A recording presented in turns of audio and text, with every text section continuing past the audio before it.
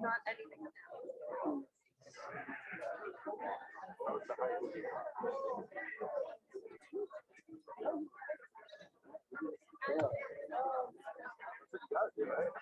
Okay, folks.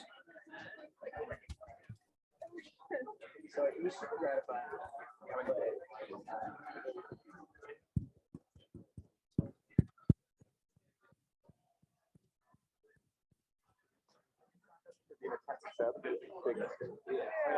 I love the map. You get settled, please.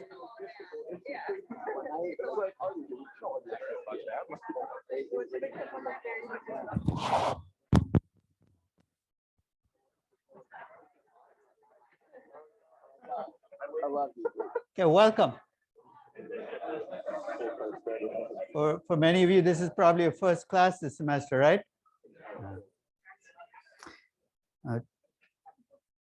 On March 6th of 2020, I was teaching in this room and we ended the day. I taught 3 classes back to back to back, just like this year. And at the end of the day, we got an email from NYU saying, you need to go home. It's a virus around, but we'll be back in 4 weeks. It's been exactly a year and 10 months since I was back in this room. I taught the undergraduate class last semester. But this is the only room I've taught in now for 20 years. So as you can see, the ambiance is amazing. But it's, the acoustics are fine. The only problem is architects, when they build these rooms, think about acoustics going one way, which is you can hear me, but when you talk, it's very difficult for others to hear. So I'll try to repeat. If you have a question, I'll try to repeat the question because sometimes it's difficult to hear. But this is, I'm trying to think of how many semesters I've taught. I teach corporate finance only once a year. I teach valuation twice a year usually. So 37, 30. My first corporate finance class I taught at UC Berkeley in 1984. So I'm approaching my 40th anniversary of this class. So hopefully I've learned some things along the way. So what I thought I'd do today is give you actually a one session summary of the whole class. And I'll tell you, if you get today's class, the rest of the class is icing on the cake. And I really mean it. I mean, this is going to be my attempt to summarize everything I know about corporate finance first principles into one session. So it's going to be a mix of logistics of the class as well as what corporate finance is all about and how it plays out in pretty much every decision you make as a business. So a few logistical details. As you well know, NYU does not actually allow physical office hours for the moment so the office hours are all going to be online. And for the moment, I would take those hours because it looks like there are about 15 or 20 people trapped in other parts of the world who can't make it back here, at least for the first 2 weeks. And given the time differences, I'll have to work out when I can have office hours. So if you're in Asia, you can still take them. So I'll send you an email on actual office hours and it'll be Zoom sessions, obviously, so you can check in. It used to be that when the class was physical, and maybe it'll get back to being physical, I had a principle called the fair game principle. You know what the fair game principle is? If you find me, I'm fair game. So for the next 15 weeks, I would have played a game of trying to make sure you didn't find me. Actually, that's not true. But if I took the stairs, I discovered that people are too lazy to take the stairs, so you never find me. But it's amazing how creative people would get. I remember a semester where at that time, Kohl's, which used to be the NYU gym, which is down the block, I used to go work out in the middle of the day. And magically, every single time I got on a treadmill, on the next treadmill, somebody from the class would show up, the same person, every single time and ask me questions. So I had to introduce a new rule, which was if you're on Zoom, please mute yourselves. If my pulse rate exceeds 100, I can't be responsible for any of the answers I give you. So the same principle still applies. So if you see me running somewhere, which is probably pretty much all of the time, running to catch a train, I'm running away from a train, I'm just running. Just make sure my pulse rate comes down before you ask me the question. The TAs for the class, Dylan and Leander, both took the class last year.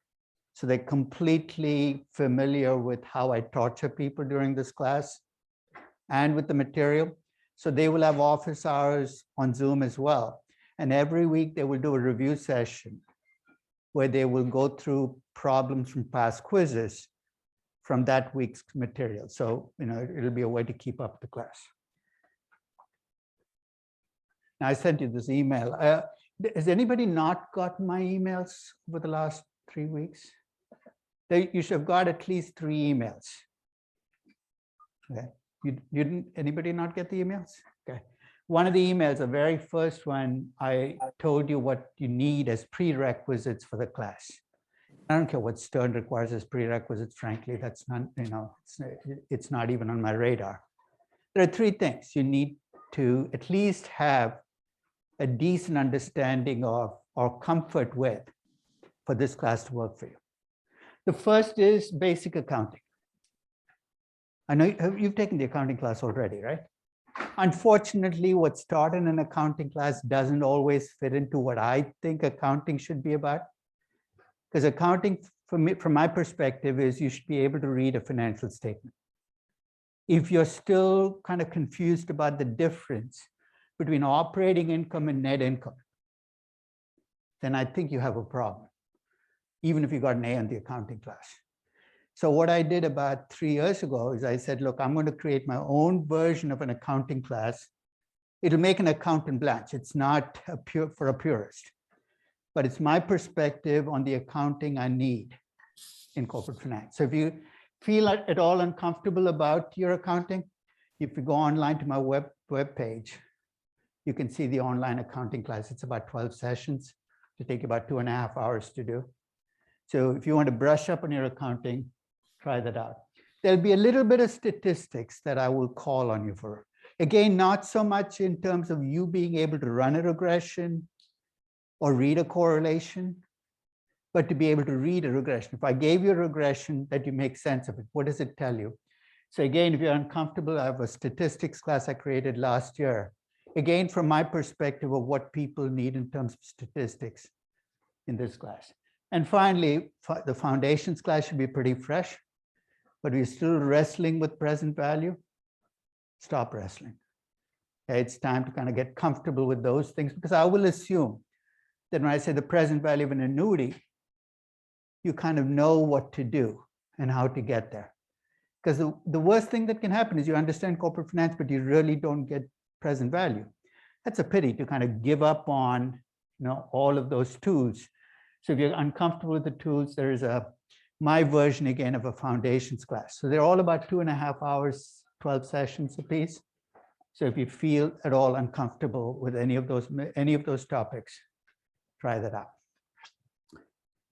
I'm going to torture you for the next 15 weeks. I'll admit it up front. You will hear from me pretty much every day for the next 115 days. I think I give you a 1-week break in the spring break. I won't bug you. So here's how the torture will unfold. We'll have a class, and right after the class, expect an email where I'll review what we did in class. He said, but I was in class. I know. Physically, you might have been, mentally, you might have taken a little break. So this just reviews. This is what we did in class today. And these are the things you might want to review. Every Tuesday, you'll get what I call a corporate finance story or puzzle of the week. I'll give you a preview. Tomorrow, I'm going to send you a link to one of the most ill-thought through and ill-conceived statements I've ever seen written. It was written by the Business Roundtable. Now, the Business Roundtable is? It's composed of CEOs of some of the largest companies in the US, which might explain the stupidity of the statement. It was in 2019. The Business Roundtable put out a statement saying the end game for business should be to, didn't use the words, but they kind of gave the sense, should be to maximize stakeholder wealth. An absolutely nonsensical objective, and I'll explain why as we go through stating objectives. So tomorrow I will send you that link. I'll send you a blog post I wrote right after the link came out. And then I'll open up for discussion. I mean, because this is a hot topic now. Stockholders versus stakeholders. You heard it talked about all the time. So it's completely optional. So if you don't want to think about it, that's fine with me because you have other things on your plate. But every week I will send you something related to the topic of that week, which is either in the news or something you can use to discuss the topic. So it's every Tuesday. Every Wednesday, class and follow-up, just like Monday. Every Thursday, you'll get an email reminding you about a project. Now, part of you might say, what project? I'm going to talk about that project at the end of this, after I go through the outline.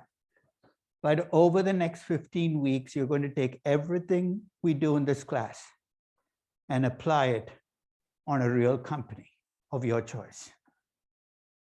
So this is going to be your lab experiment. I tell people in almost 40 years of teaching, I've never once used a Harvard case study. I have nothing against people who do use Harvard case studies, but I think it's kind of silly to use a case study when you have 45,000 live cases in front of you. You know what I'm talking about? You want to see corporate finance in action. You might want to analyze Spotify right now because you're seeing the effects of choices companies make play out in the numbers. So you're going to pick a company and essentially track it through the entire semester, applying everything we do in the class on that company. So I'll remind you of where you're supposed to be on the project. You know what I mean by supposed to be? I'm going to nag you like heck, saying, here's where you're supposed to be. And I'm a complete realist. You know what you're going to do, right? You're going to completely ignore my nagging, saying, It's 15 weeks. I can put it off. So think of this as a GPS. You're not following. That's all I'm going to do is say, what I'm hoping to do is trigger some guilt as I'm falling way behind. I know I'll hopelessly fail, but won't be for want of trying. So every Thursday, I'm going to say, this is where you're supposed to be in the project. And you can then decide how far behind you're willing to get and be okay with it. Every Friday, I have a webcast link I will send you about what very basic things in finance we take for granted. For instance, one of the things we're going to talk about is how much debt does a company have? So in one of the webcasts, I'll take an actual company, take you through the financials and say, these are the items I would count in debt, very practical, 15 minutes long probably, on taking something we did in class and actually taking a real company. Because the reality is, unless you've been working with financial statements, you don't even know where to start. So this is just a way of saying, okay, so each week you will get a webcast that covers something we did that week. Every Saturday, you're going to get a newsletter. Now, don't get too excited or too scared. There's really very little news in the newsletter.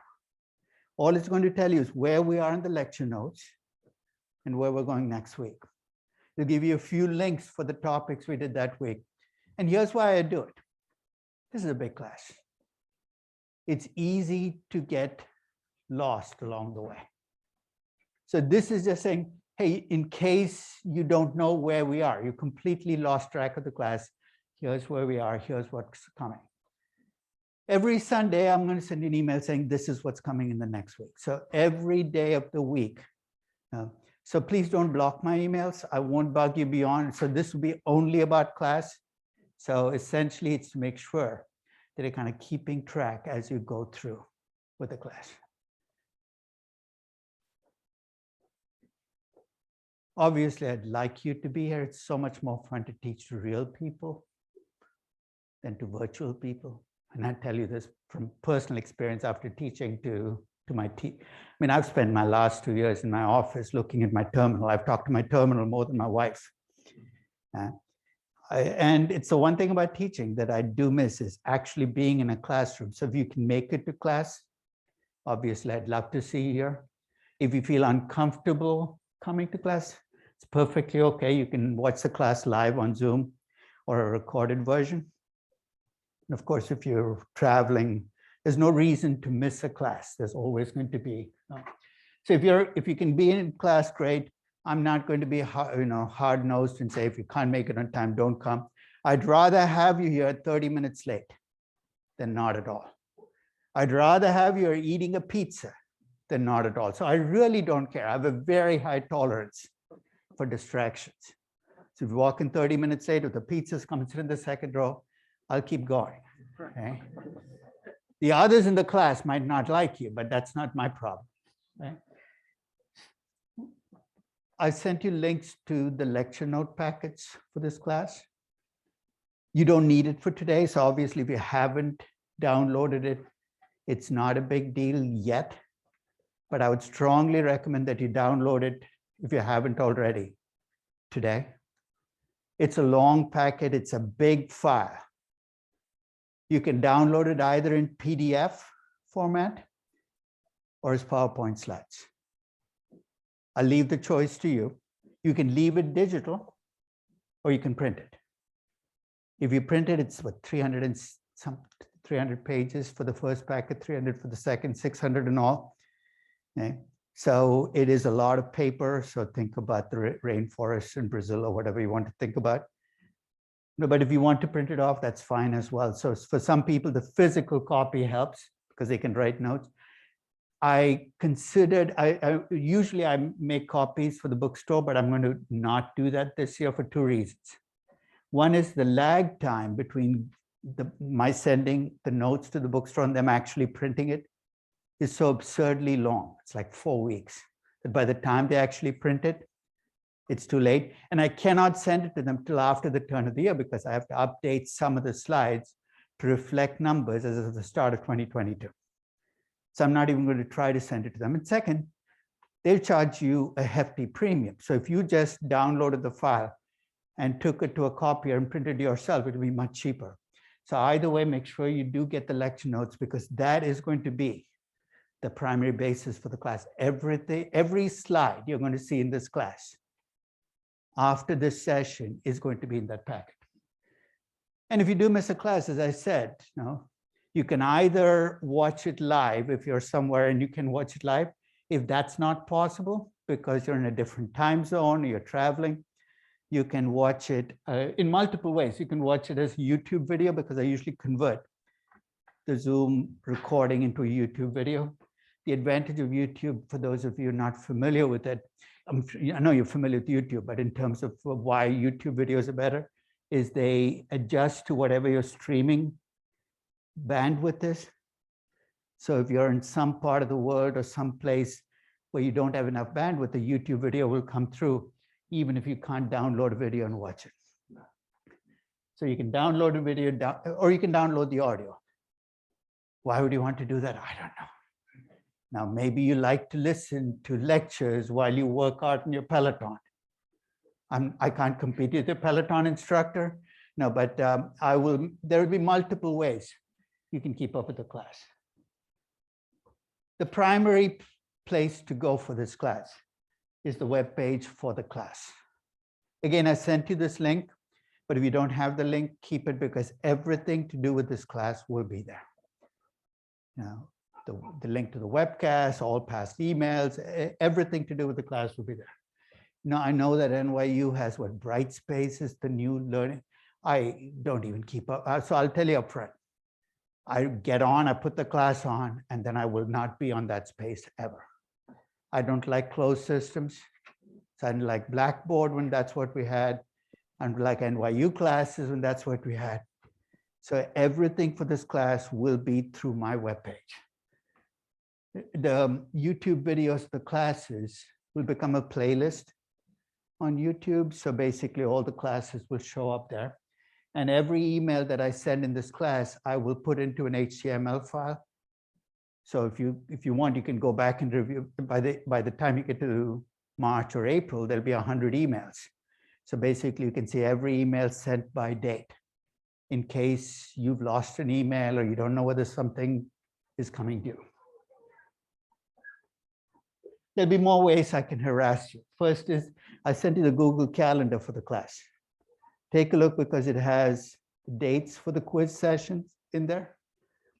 I also, along the way, will probably send you links, and I've already started on things I'm writing on my blog that are relevant to this class. Now, last week, for instance, I talked about the effect of inflation, both historically and what I think it could do. And that's something you all will be thinking about as you work on your company, as you think about your investment. So anytime I put something on the blog that is relevant, I will send you a link. And I do have a Twitter feed, which where my end game is, to always have more followers on Twitter than all of my kids put together. Okay. I'm up to like 260,000, something like that. But if you think about it, Kanye West is like 40 million. Come on, I mean, he doesn't tweet the implied equity risk premium for the S&P 500 at the start of every month. So if you're following Kanye West, I would also suggest you follow me, because you might get an implied equity risk premium tweet at the start of every month. I promise you, I don't tweet very much. But what I use for Twitter for is to tell you whether I've posted something on my blog or whether there's an update to my data. In terms of required materials, the only thing you require is the lecture notes. And as I said, it's, you can download it.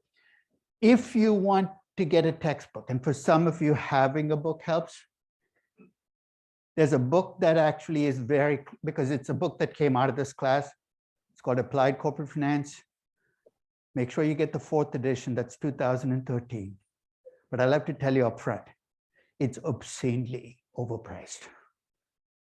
In fact, I'll tell you how overpriced it is. Right after I wrote the book, Wiley offered to send me 20 copies at a 40% discount as an author. So it's not even free, 20 copies. So I said, 40% discount, this must be cheap. So I say, okay. And I get this bill for 20 copies at $75 a piece. And I said, that's 40% off? Yes, so that's 40% off. The regular price is like 125. I said, I don't want it. Take it back. Because that's an absurdly high price. As I said, I tried to take everything in the book and give it away for free. So if you want to buy the book and you can get it cheaper, incidentally, I shouldn't be saying this, but I will say it anyway. It's probably an Asian edition you can probably get that's much cheaper. No. So I'll let you do the exploring. But if you want a book, that's the book that's most relevant for the class. The one thing you shouldn't have to complain about during this class is that you don't get enough of a chance to try what you learn in the class on practice problems. Every quiz I've given in this class, so that's what, 40 years of quizzes, is online with solutions. Okay, so if you want to download the quiz I gave in 1996, be my guest. So basically every quiz, every final exam is online. And I'm going to talk a little bit about quizzes and finals, but every quiz and final that I've given is online with the solutions. And finally, there will be spreadsheets that I've built that you can use. If you want to be an Excel ninja and build your own spreadsheets, be my guest. I don't have a problem with that, but you have bigger fish to fry than learning Excel during this class. So what I've done is created the basic architecture for much of what we do in the class. In terms of spreadsheets, you're welcome to download them and put the numbers for your company. Of course, the key here is not running the spreadsheet, but reading the output from the spreadsheet, telling me what you would do once you've computed the optimal debt ratio for your company or what your company should pay in dividends. Okay, so we're ready. Let's talk about corporate finance. So I want to start with a question. How many of you have taken a corporate finance class in your past lives? Anybody? Okay, can you tell me what corporate finance is? I mean, since we're going to be spending 15 weeks on this damn thing, don't read my definition back to me. What was your vision of what corporate finance was going to be when you decided to take this class?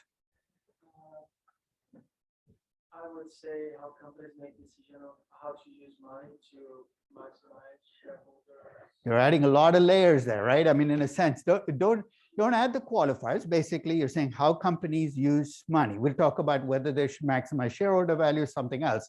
How come?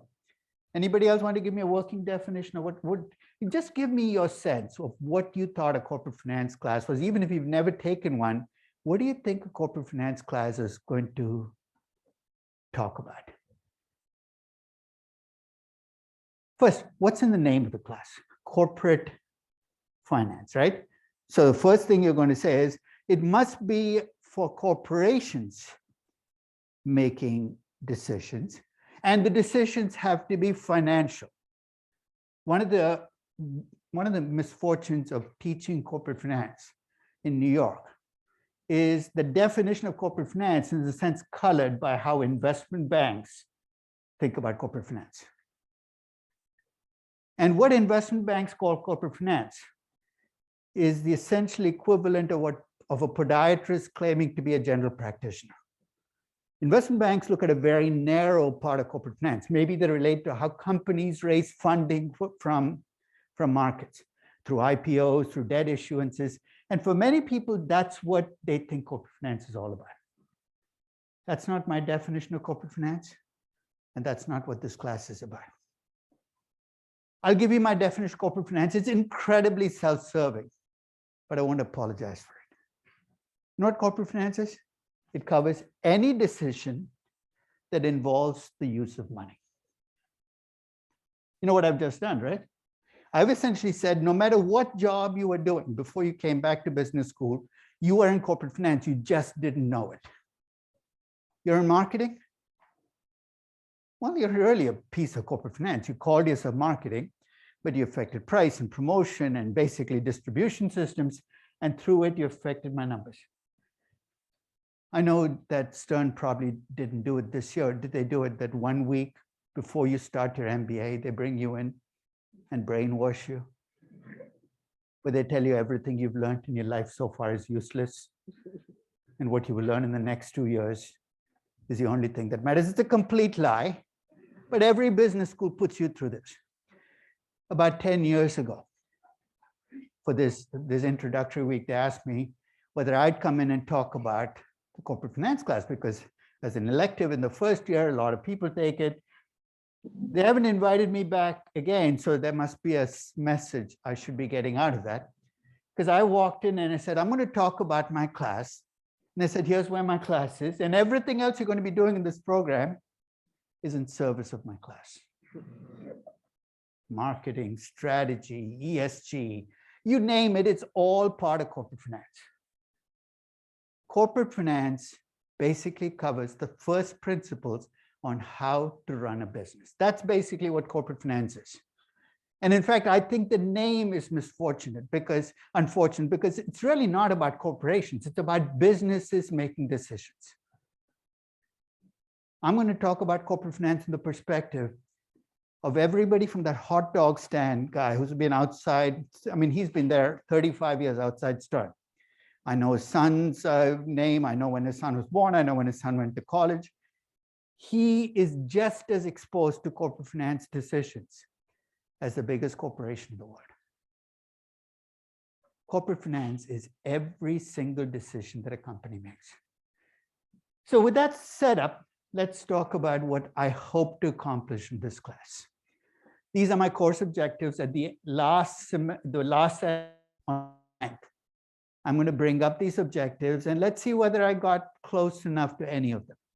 My first objective is to give you the capacity to not just see the theory and models, but to apply them on real companies in real time. So when we talk about estimating the cost of capital for a company, I want you to be able to do it on a real company in real time, no matter where you are in the world. When I first was given a corporate finance class to teach in 1984, they gave me a syllabus, like every other professor who starts teaching. And I taught out of the syllabus because I didn't know any better. Over time, though, here's what I've done. I've gone through topics in corporate finance, and I've applied a very simple test. If I cannot apply it, I won't talk about it. And I'm going to apply the same principle in this class. There will not be a single thing I talk about which cannot be applied. Because what's the point? Now, what's the point of abstractions for the sake of abstractions? Which means there'll be some parts of this class, some parts of a typical corporate finance class you might not see here, because I don't think there's any point to it. Second, I want to give you the big picture of corporate finance. Now, part of you is saying, right, every class they claim to show a big picture. I'm actually going to show you the big picture of corporate finance today in one page. And everything we do in this class is going to be on that big picture. And as we go through this class, I'm going to constantly bring you back to the big picture and say, here's where we are, and here's where we need to be. I'll tell you why I do it. There will be times during this class where you feel a little lost on a particular topic. Maybe we're talking about how to estimate risk premiums. And you're saying, no, I don't quite get this. What I want you to do is get perspective. Just because you don't get risk premiums, you shouldn't give up on this class. It's one small piece of a very big puzzle. And I'll constantly pull you back from the details saying, it's okay not getting a specific detail. Ultimately, I'd like you to understand the details. But I'll constantly pull you back. I call this elevation, basically pulling you back from the details because it's so easy to get lost in the details. And then I'm going to have a third objective, and this is going to sound a little sick, but humor me anyway. I think corporate finance is an incredible amount of fun. It's like this huge, gigantic crossword puzzle. And as you start to make sense of corporate finance, things will fall into place. Like what? How many news stories do you read? Especially about businesses. We think, what the heck are they doing? How do you make sense of it? Why are companies buying back so much more stock than they used to? Or why is Microsoft acquiring Activision? What I hope to do is give you the capacity to be able to answer questions that surround us on a daily basis. And with corporate finance first principles, you're going to see yourself unlocking the answers to pretty much every question in business. And sometimes you're going to conclude that doesn't make sense. Microsoft should not have paid $70 billion for Activision. Let's face it, companies sometimes do stupid things. And you've got to step back and say, that doesn't make sense. So let me take you back. I'm not an accountant, but let me take you back to your accounting class. Because here's what I want you to do. How many of you are actually accountants? Any accountants in this class? Oh, okay, I'm going to say some really mean things during the course of this class about accounting. Don't take it personally. Okay? I want you to think about how accountants view the world. Because I'm going to ask you to then set that perspective aside and give you the corporate finance perspective. So to understand how accountants view the world, let's go to every accountant's favorite financial statement, the balance sheet. Accountants are delusional enough to think that balance sheets still matter. They make a big deal about book value. They spend years coming up with the right book value. They impair things, they add to things. Nobody cares, but they've lost track of that. Let's take a look at an accounting balance sheet.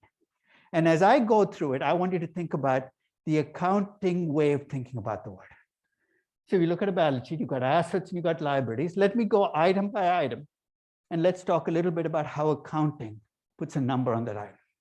If you have long-lived real assets, land, building, equipment, machinery, how do accountants record a value on your balance sheet? Anybody? What's a, yeah, go ahead. The value of what it was sold for? It's historical cost, net of what the accountant claims you've lost of that cost over the life of the asset, right? Which they call depreciation. So basically, it's a historical cost. So if you bought something in 1975, guess what the book value of that asset is on your balance sheet today? Almost nothing, even if it's worth millions. So it's historical cost. If you have current assets, inventory, accounts receivable, it's still historical cost, but because your inventory is only 6 months or a year old, it tends to be closer to the current value. Already you can see when you look at an accounting balance sheet, if you have a really old company, some assets are going to have numbers next to them that actually make absolutely no sense because they reflect the cost from 1955 or 65 or 75. Because remember, in the US and Europe, you're not allowed to inflation adjust those numbers. There are some accounting systems that allow you to do it, but historically, at least in GAAP or IFRS, that's not what's done. So you've got long-term assets, you've got short-term assets. Talk about investments that you might have made in other companies, cross holdings. How are they recorded? It's incredibly confusing. To me, this is one of the black holes of accounting, because how it's recorded will depend on why you're holding it.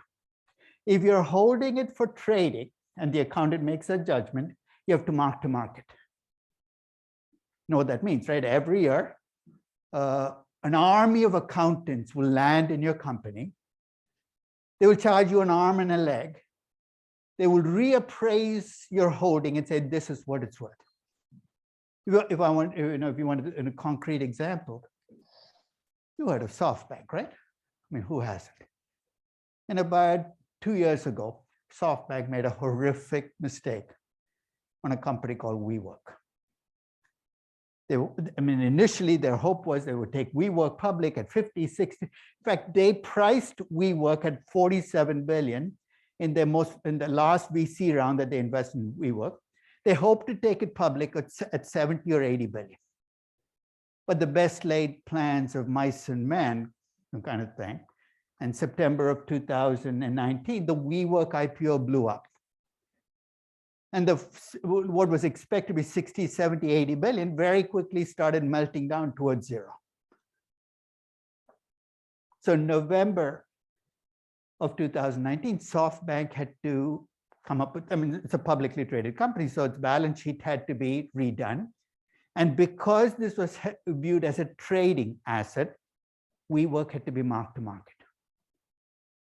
So they had to take the 47 billion that they paid for WeWork and recorded. They ended up recording it at 8 billion, which is a huge write-off. But if you hold for trading, it gets marked to market. But if you hold a company as a strategic investment,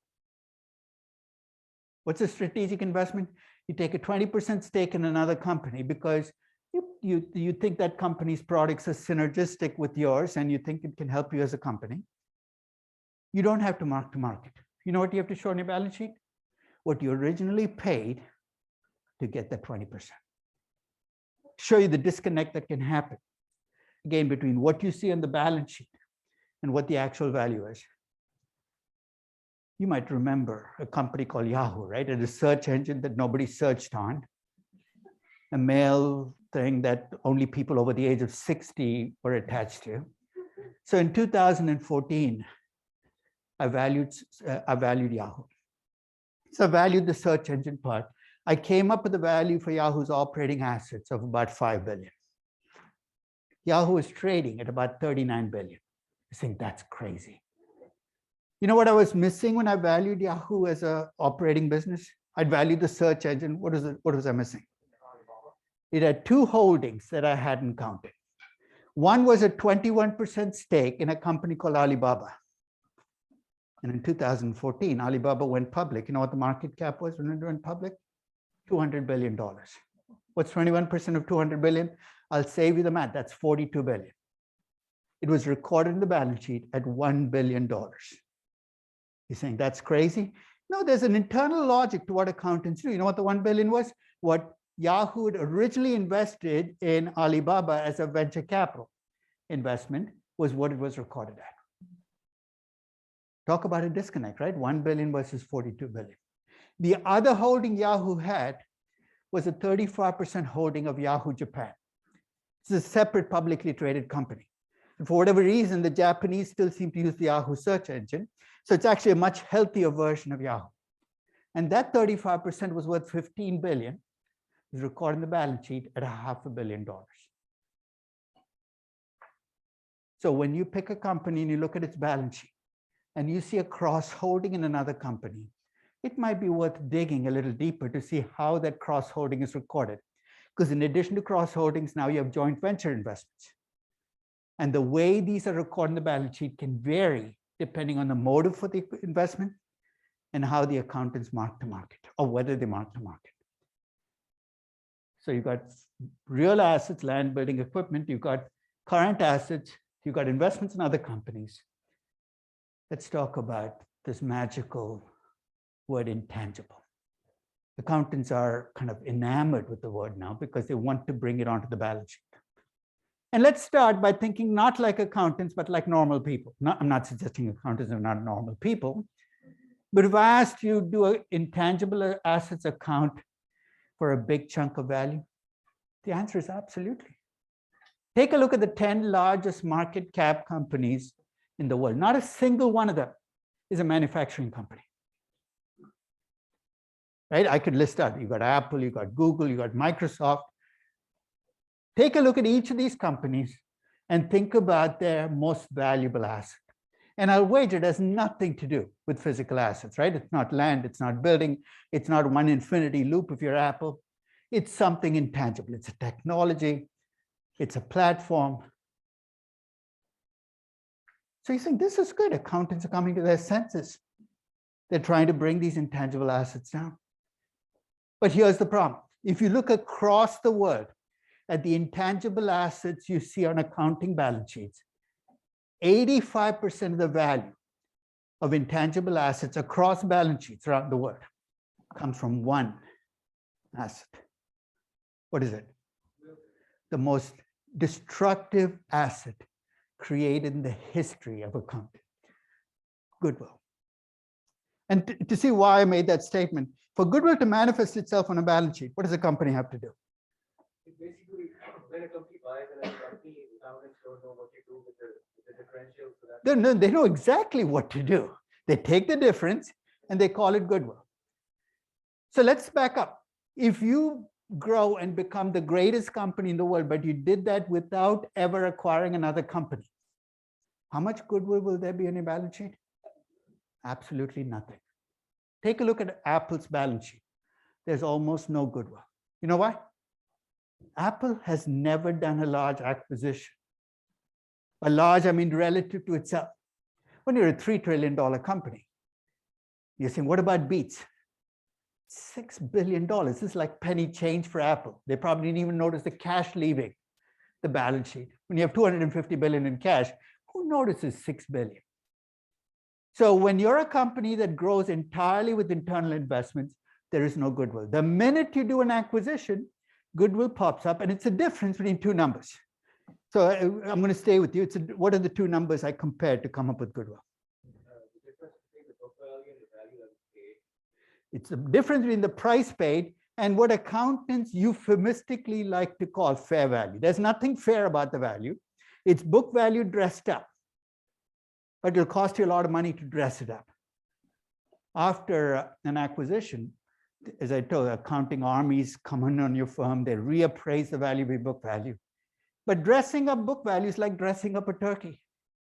It's never going to look good, that thin neck, it's kind of difficult to cover it up. So if you have a company with a $4 billion book value and I paid 10 billion, that $6 billion difference has to show up on your balance sheet. You know why? Balance sheets have this very unpleasant requirement, which is they have to balance. Goodwill exists for one reason and one reason alone, to make your balance sheets balance.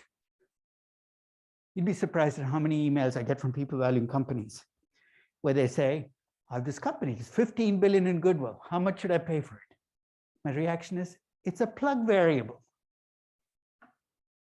What are you paying for?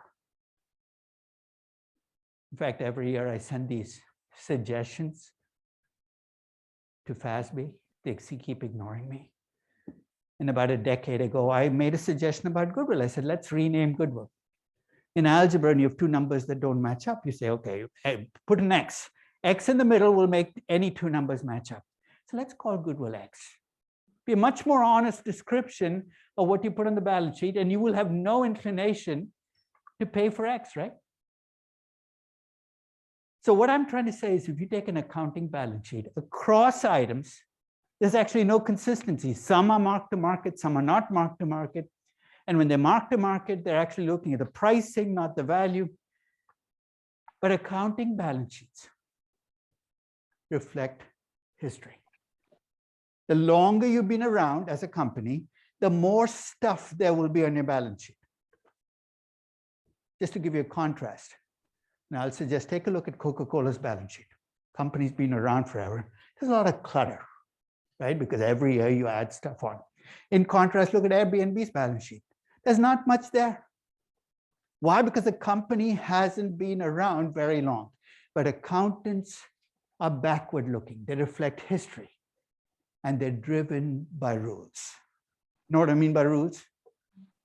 If you get a chance, take a look at the IFRS rule book or the GAAP rule book. Thousands of things you cannot do. I mean, accountants view the world as full of 6-year-olds. Don't do that.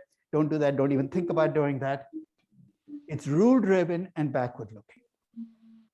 I know that might be a harsh summary of accounting, but that's the way I think about it. Much of accounting has a very different mission, which is to record history and follow the rules.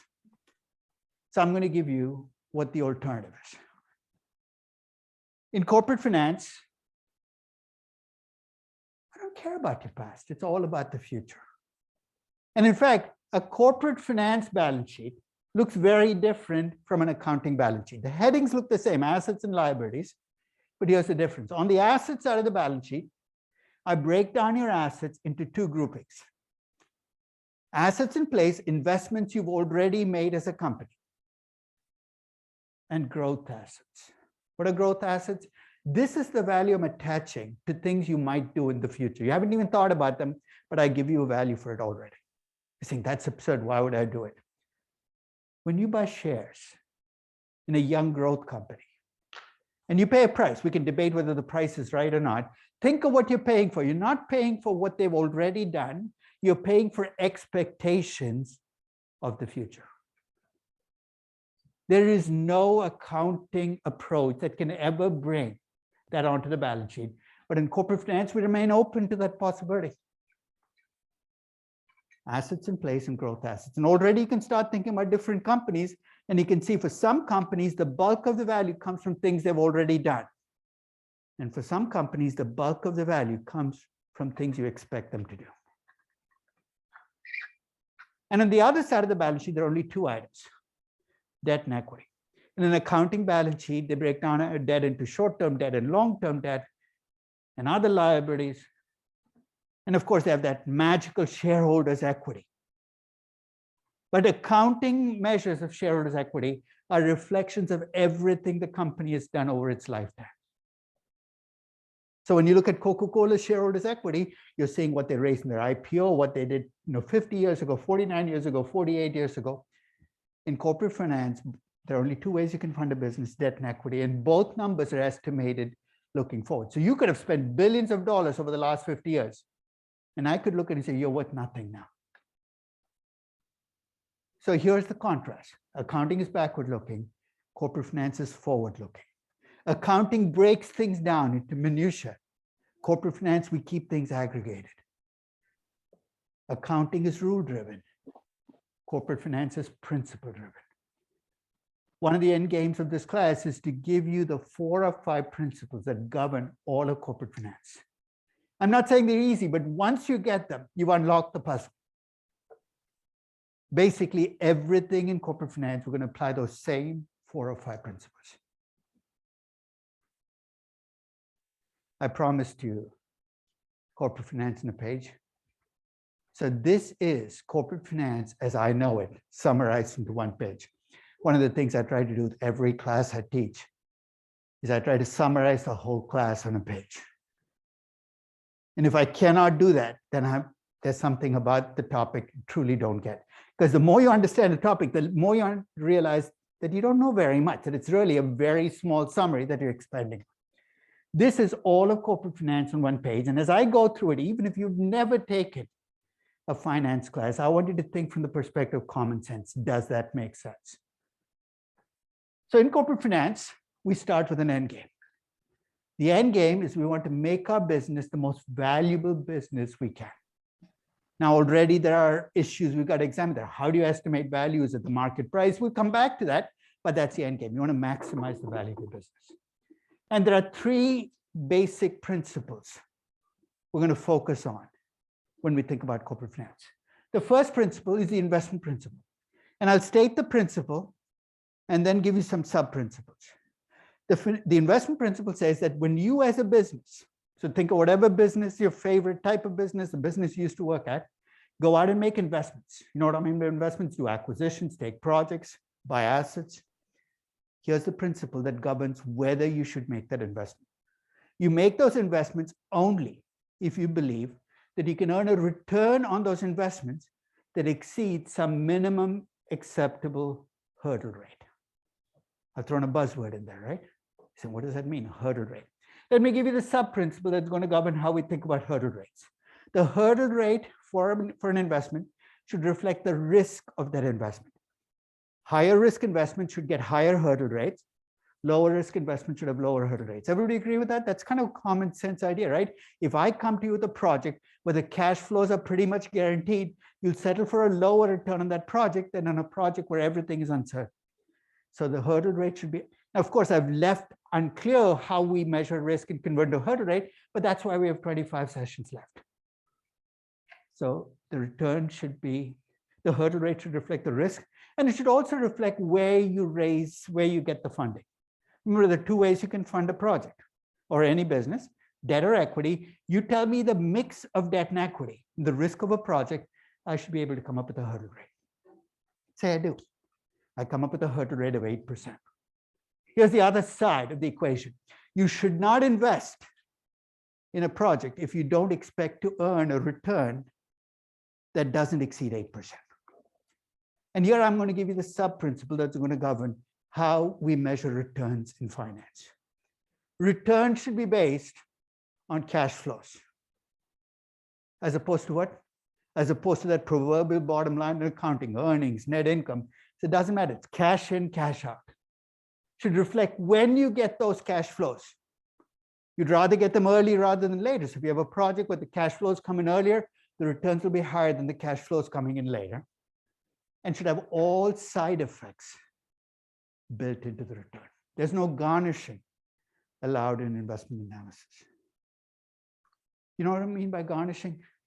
You work at a company, you do a project analysis. The returns come in at 6%, your hurdle rate is 8%. But somebody really, really wants to take the project. This is when the garnishing will show up. It'll take on words like, there are strategic considerations. Most dangerous word in business, because I've created a pathway to hell that you can take. Because it essentially says, I'm going to override the numbers because there are strategic considerations. If you want to talk about the garnishing, it's my job to bring it into the cash flows. So if you say the word strategic, I'm going to push you. Strategic in what sense? And then I'm going to try to estimate the cash flows from those. I'm not saying there are no strategic considerations. I'm saying if you truly want to deal with those, you've got to bring it into cash flows. So you invest in projects that earn more than your hurdle rate.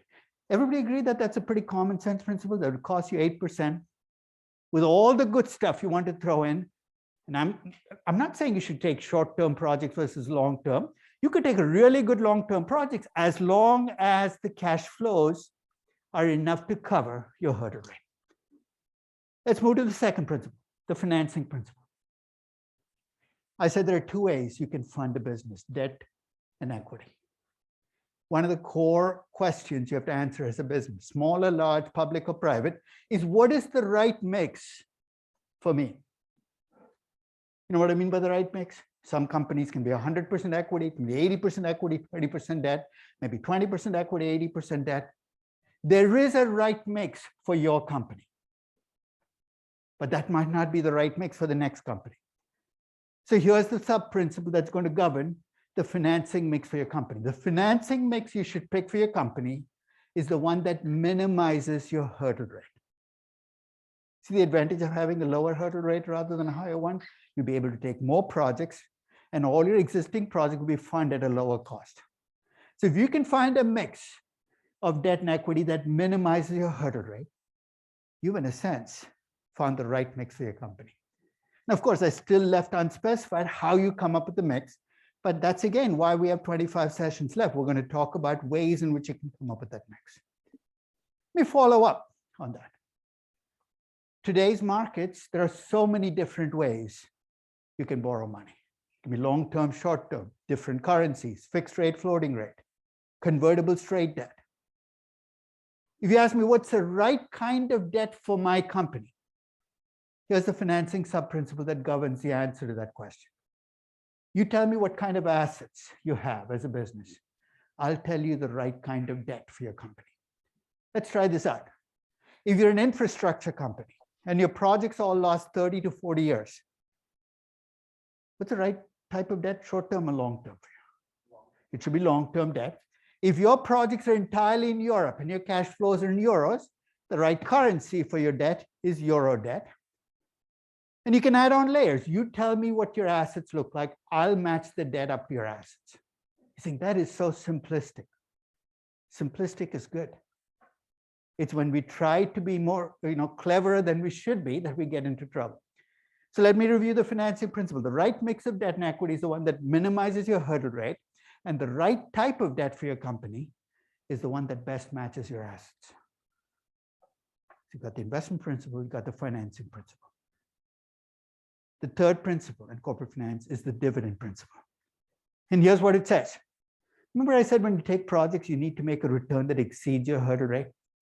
What if you reach a stage in your company's life where you look at projects and you realize that at least a big chunk of the projects you looking at earn less than your hurdle rate? In fact, maybe every project you're looking at earns less than the hurdle rate.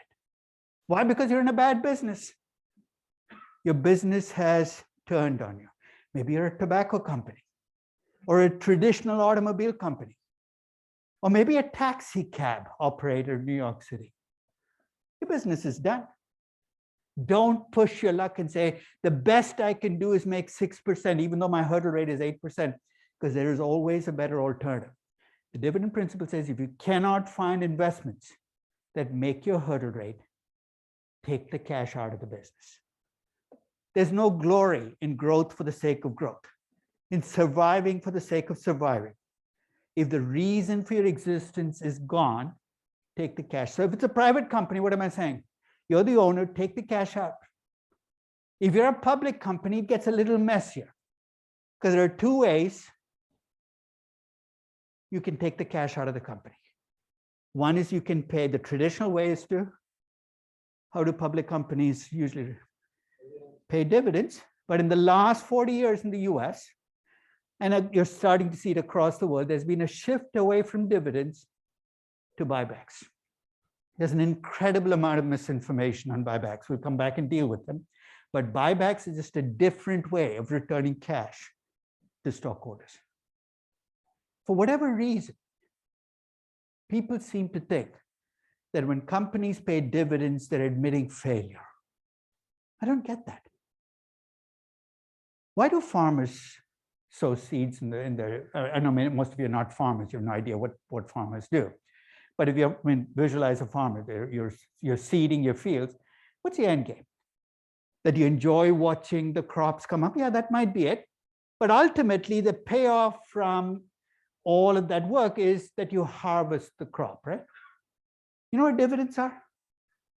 You're harvesting the results of your investment. To me, the fact that you're able to pay dividends is an admission of success.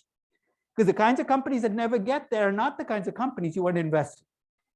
So when people complain about and wring their hands about how big companies are buying back so much stock, my reaction is good. The cash is leaving the company. That was the end game to begin with. Sometimes they buy back too much. We'll talk about when that can be. But the very fact that a company pays dividends or buys back stock is not an admission of failure. It just might be an admission that the projects they're looking at no longer earn the return they need to make given their hurdle rates. The investment principle, the financing principle, the dividend principle.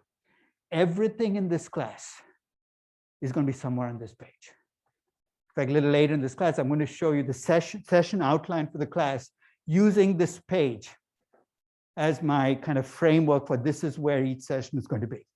But this is all of corporate finance in one page.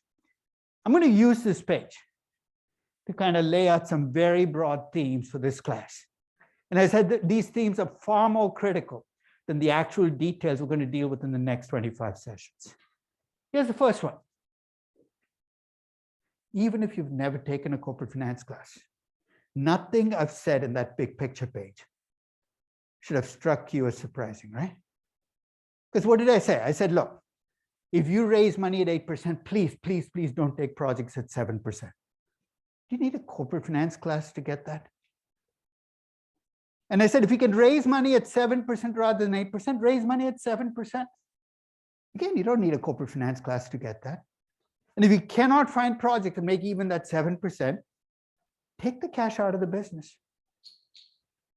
Ultimately, if you strip corporate finance of all of its theory and models, at its core, it's common sense. And that shouldn't surprise us. You know how old corporate finance is as a discipline?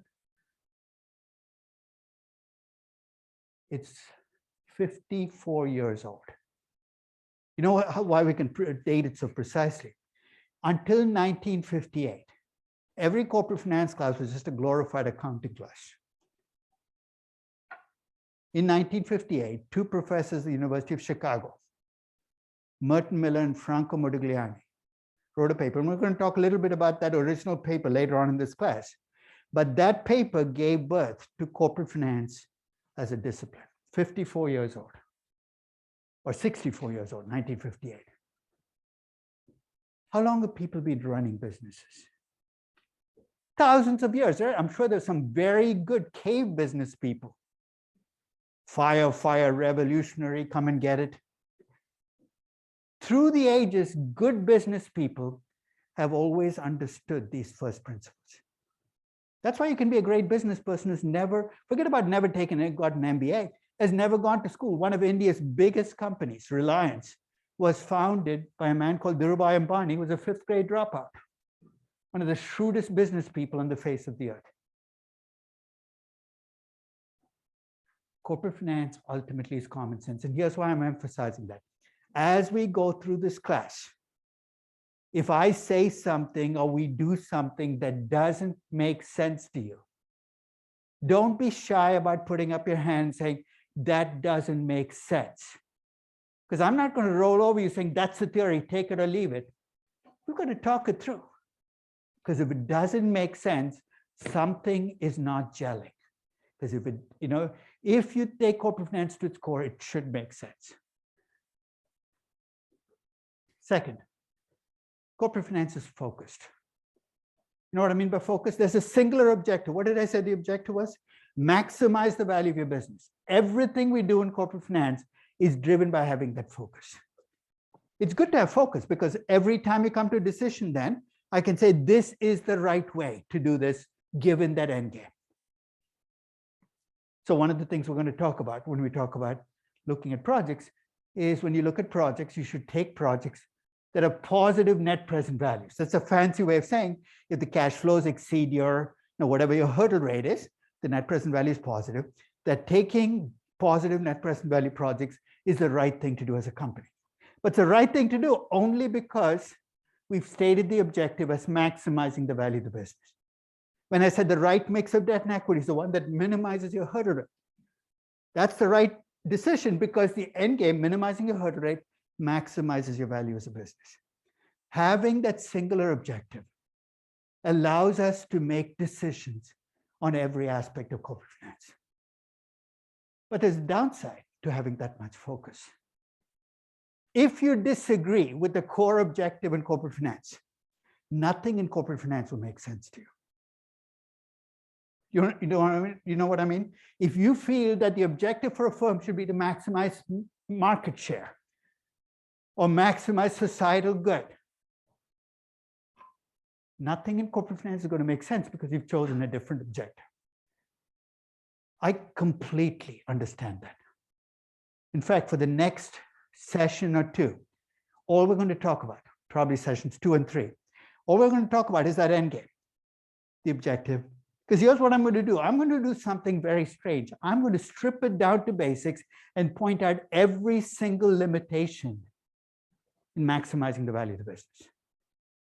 So along the way, we're going to deal with what about the other stakeholders? What about this? What about short-term versus long-term? And the reason I want to do that is let's have that discussion up front. Because if you feel the end game for business should not be to maximize the value of the business, let's get it out of the way in the next 2 sessions. And if we don't get it out of the way, at least recognize that from that point on, when you disagree with something we're doing, it's not because you disagree with the technique we're using, you're disagreeing with the end game. So this objective function in corporate finance is something that I think we need to take a closer look at because it's not perfect. I'm going to open it up to all of its imperfections. But remember, we live in a world where we pick not a perfect objective, but the least imperfect objective. And I will lay out all the choices. I will give you my choice. Because now I don't want to give you on the one hand or the other hand. I said, this is what I would pick, but I'm going to let you make the choice on what you think the end game for business should be. Now, one of the devices you'll see me use repeatedly through this class is the notion of a corporate life cycle. Corporate life cycle looks very much like a human life cycle. A startup is like a baby, needs constant care and attention. But with startup businesses, the mortality rate is very high. The 2/3 of startups don't make it through year 2. But if you make it through year 2, you become a toddler company. What do toddler companies do? What toddlers do? Fall, get up, fall, sometimes not get up, cry. Toddler companies, again, are constantly making mistakes and recovering and hoping. If you make it through the toddler years, maybe you can become a teenage company. What do teenage companies do? Well, before you become a teenage company, you got to go through your bar mitzvah moment, which is, people ask, are you really grown up enough to take the decision? But let's say you make it through that, become a teenage company. What do teenage companies do? What teenagers do around the world? Many of you are not that separated from your teenage years, but remember those years you got up and every morning, here's what he did, looked in the mirror and he said, I have lots of potential. What can I do today to screw it all up? I've had 4 teenagers go through my house. They've all gone through this phase. It's human because your time horizon as a teenager shrinks to about 5 minutes. And you do things that will maximize your happiness for the next 5 minutes, even though it has these devastating consequences. When I bought Tesla in June of 2019, I bought it because it had been beaten up. It had been beaten up because a man called Elon Musk had been doing a few crazy things in the months leading up to me, like sending out a tweet saying $420 funding secured. Every word in that tweet was a lie. It was completely unnecessary. Or a tweet about a Thai diver. What a Thai diver has to do with Tesla, I don't know. But that's what teenagers do. They take a company that has lots of potential and they do stupid things. So when I bought Tesla in June of 2019, I described it as my corporate teenager.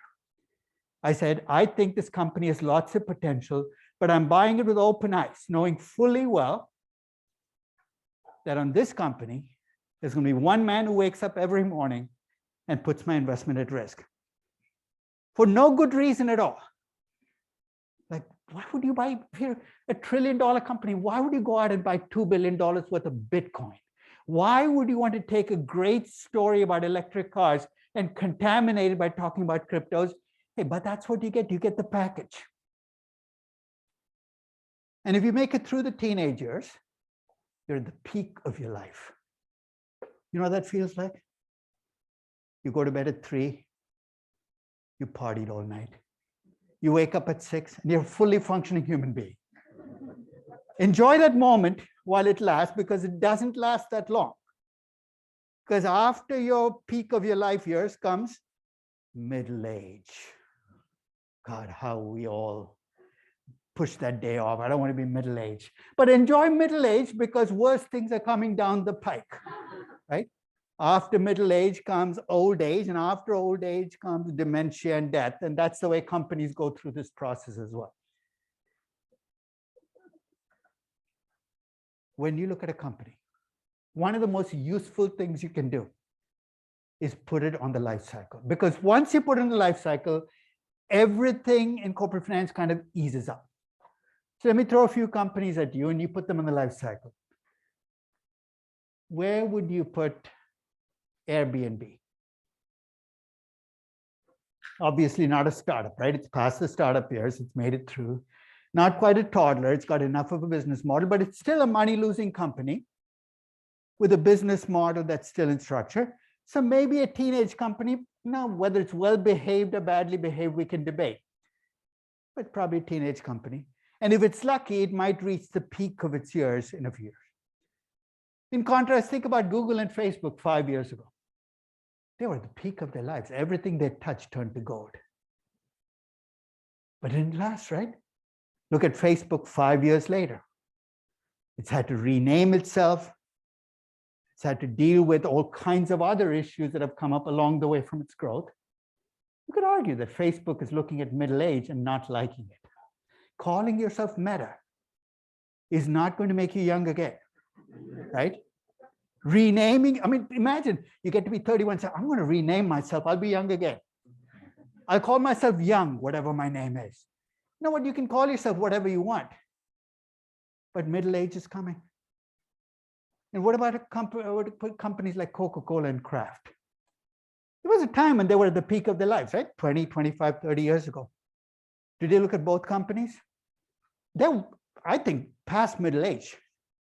They're approaching old age because of the kinds of products they make. I mean, what does Kraft make? Cheese that stays liquid for the rest of eternity? The very thought makes you kind of gag, right? But there was a time when people like Kraft cheese or 57 types of ketchup, all of which tastes crappy. There was a time when Kraft was viewed as this great brand name company. Today, it struggles to deliver low percentage growth, even 3 or 4% growth. And what about GE? There are companies. Have you ever seen the Walking Dead shows? My son watched this one entire summer. He watched Walking Dead. I mean, all the house was filled with those blood-curdling screams. The show is just full of noises that make you want to gag. GE is a Walking Dead company. It's well past middle age. It's beyond old age. It's heading towards an end. It's had a long and glorious life. But it still is reaching the end of its life. And here's why it matters. If you're a young company, remember those 3 principles I talked about? Your focus should be on one of those 3 principles. If you're Airbnb or Palantir or Paytm, it's not to be financing or dividend decisions. It should be entirely focused on making the right investment decisions because all of your value lies in the future. As companies mature, you're going to see the focus shift from investing to financing. So when you see a company talking about, is this the right mix of debt and equity? It's already an admission that you're middle-aged. When you're making 35% returns on your projects, who cares whether the right mix for your company is 100% equity or 80% equity? Because when you're making 35%, you're going to beat both those costs of capital. And then when you get even older, the focus shifts from investing and financing to how do we liquidate ourselves over time. That's what a dividend decision does there, is how do we make ourselves smaller. GE clearly is in the dividend decision section. There should be no talk about what's the right investment, what's the right financing. We're going to use this life cycle to talk about almost every aspect of corporate finance. In fact, could almost teach this entire class around a life cycle. Well, you tell me where in the life cycle, I'll tell you what kind of projects to take, how much debt you should take, and how much you should pay in dividends. Now, as I said, the name for this class is unfortunate because it suggests that these principles apply only to big companies or to publicly traded companies. But think about it. If you're a small private business, that hot dog stand guy outside, do you think he has to make an investment decision? I remember when he added sausage to the menu. When he first came on, all he sold were hot dogs. There was a time when New York hot dog stands sold hot dogs, pretzels, and knishes. When he added sausage, it was a huge investment decision for him because he had to spend money to buy the sausages, he had to build this. But one of the biggest decisions he made was about 25 years ago. He bought a stand where he could be inside the stand because for the first 10 years, he used to have one of these stands where he stood outside the stand in the chill, in the cold of winter, he'd still be outside. I remember when he bought that more expensive stand where he could, and I said, how much did it cost you? He said, about $25,000. Big investment decision, huge investment decision. So where did he come up with the money? He said, I had to borrow from the bank, $15,000. Huge financing decision. And when his son went off to college, guess where he got the cash flows to pay for tuition? From whatever he was making on the business. Huge dividend decision. And guess what? If he made the wrong choices on those decisions, he's not too big to fail. You just fail. What I'm saying is big companies actually have a lot more leeway to screw up and get away with it. But if you're a small private business and you screw up on basic corporate finance decisions, it could be deadly. So everything we talk about in this class, I'm going to apply not just to public companies, to private businesses, not just to developed market companies, but to emerging market companies, because all too often people seem to think that different sets of rules apply just because you're a Brazilian company or an Indonesian company or an Indian company, when in fact the principles remain the same, no matter where you are in the world. And finally, remember those first principles? Common sense principles. There are some people out there who seem to feel it's okay to violate these principles. And many of them are in places like New York and Tokyo and London and Frankfurt. They work at big investment banks or big consulting firms. And because they went to the right schools and they have the right pedigree, they say, principles don't apply to me. So it's my job to remind you that no matter who you are, if you violate first principles, there's going to be a price to be paid. All too often, you're not paying the price. Your clients are, but somebody's going to pay a price. I'm going to tell you a story to kind of back this up. It's about an Indonesian company called SteadySafe. It was actually an Indonesian taxi cab company in the early 1990s that decided to want to expand because Indonesia was growing, and so we need more taxi cabs on the ground. So for the next couple of minutes, you're going to be my investment bank, and I'm going to come to you asking for advice because I need to borrow money to buy these taxi cabs on what kind of debt I should take. You already know enough corporate finance to be able to answer this, so don't worry if you've never taken a corporate finance class.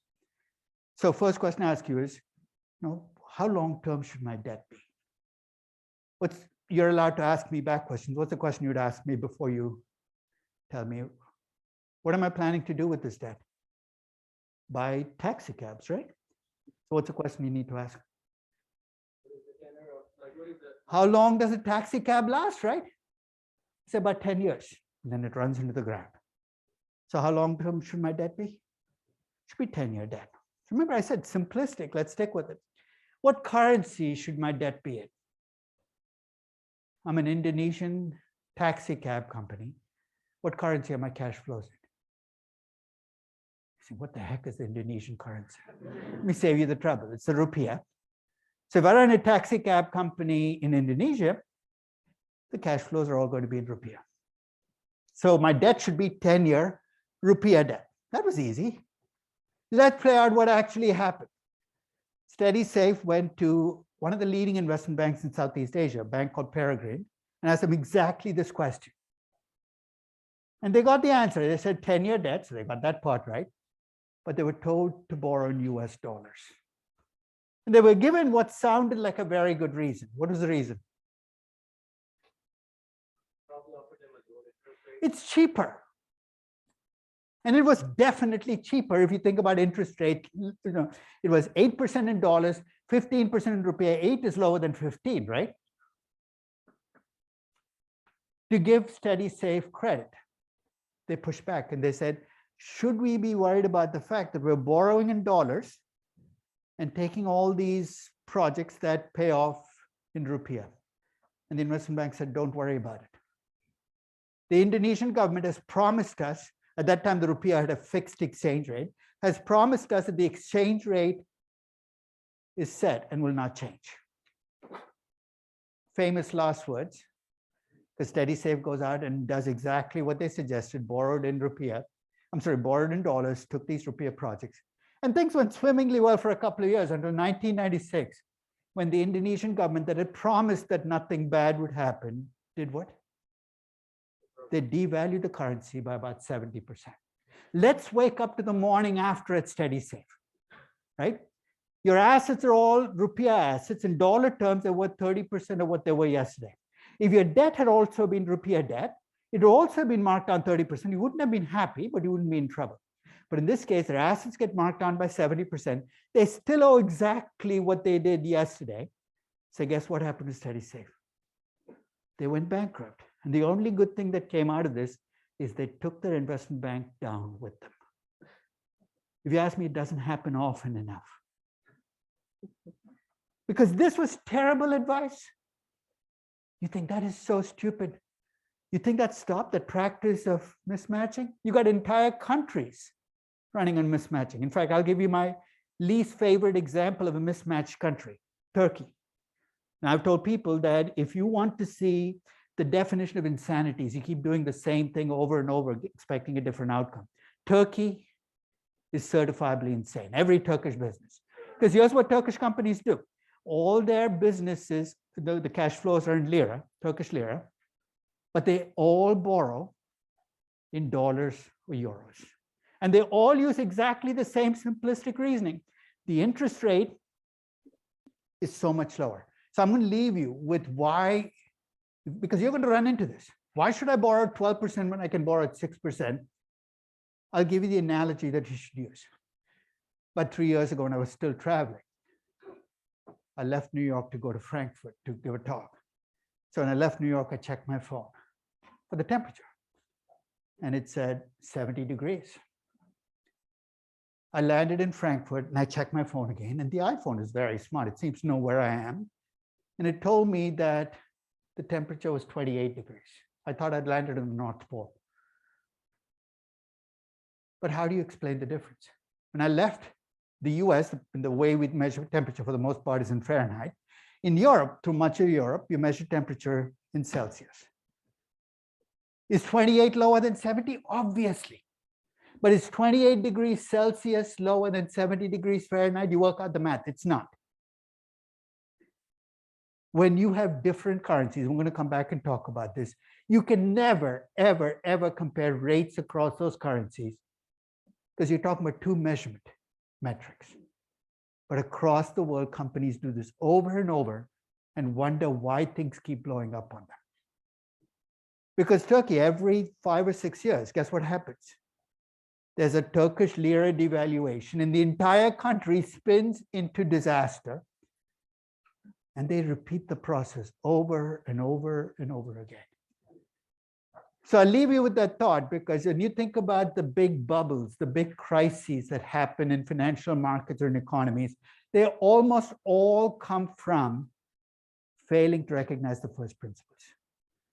The subprime crisis, if I put 500 people in a room, all of whom had trouble making debt payments in the past, and ran a model saying these guys would never fail to make a debt payment in the future, what's your reaction going to be? That doesn't make sense, right? But that's exactly what leading into 2008 we were doing, is we were essentially ignoring first principles, and we paid a hefty price.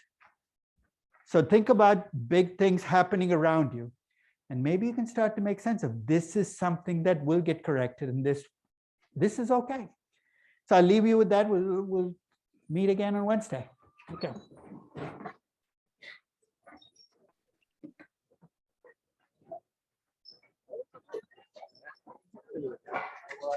Yeah.